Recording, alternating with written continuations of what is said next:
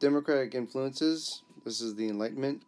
This is part 3 of my discussion on the Enlightenment. We'll mostly go over Enlightenment thinkers today that you need to put on your worksheet and what it was like to live during this time period. So, as I mentioned in part 2, literacy rates start to increase during this time period. You have the urban population in France. Here are some numbers. As you can see, the numbers are going up. Here's literacy rates in rural France. And as you can see, the population is becoming more literate. Now, what that really means is up to debate. What's the level of literacy? Is it, our equivalent of high school age or 5th grade or 4th grade? We're really not sure. But the bottom line is that more people are starting to understand words in books and what they mean. Okay, and these are kind of the must-reads of the time period. And as you can see, most of them, if we go down the list, are philosophers during this time period. And some of the more important ones. Here's John Locke, who's extremely important. Voltaire, Montesquieu, Jean-Jacques Rousseau, and so on. Popularizing the Enlightenment.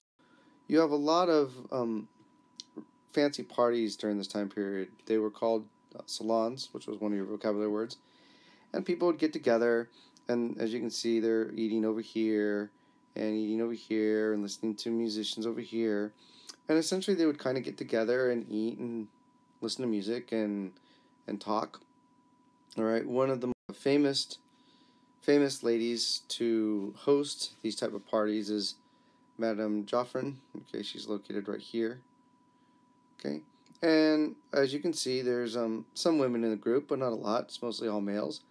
But these people would get together and, like I said, talk about music, talk about literature of the time period, debate things, argue things, look at paintings, and so on. And they would do this to communicate ideas that are being written down in books.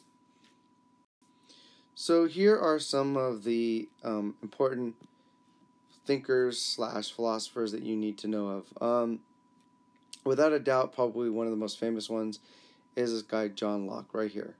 All right, and this is the book that you need to know about. It's called The Two Treatises of Government, and in there he talks about natural rights: life, liberty, and property.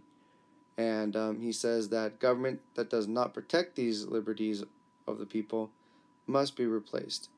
So he says that your government has the right, or should have the right, to protect your natural rights, and when it doesn't, you can abolish it.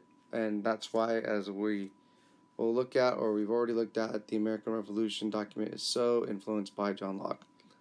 The next guy is a guy by the name of Thomas Hobbes. He wrote a book called Leviathan, which is right here. Okay, he says that people are ambitious and selfish, and an absolute monarch is needed to keep these ambitions in check. He said that he believed in the idea of what's called a social contract, where people willingly submit to a powerful leader in exchange for an orderly society. So, if we haven't already, or we will talk about a social contract, you and I are bound by social contracts all the time. It might be at school, or state level, or county level, or federal level. Okay, we are abundantly bound by social contracts, whether we know about it or not. And I highly encourage you to ask me about it in class after you get done with these lecture notes. The next couple guys, again, they're part of the Enlightenment thinkers you need to know on your worksheet. Baron Montesquieu, again, the spirit of the laws, which is right there. Montesquieu said that, no, we don't need an absolute monarch. What we really need is checks and balances, and we need to safeguard liberty. We need to have a separation of 3 branches of government. We need a legislative, an executive, and a judicial to check and balance one another to make sure that one isn't becoming more corrupt or the other. Should sound fairly familiar because that's the type of government that we have here in this country. Jean-Jacques Rousseau, he wrote a book called The Social Contract.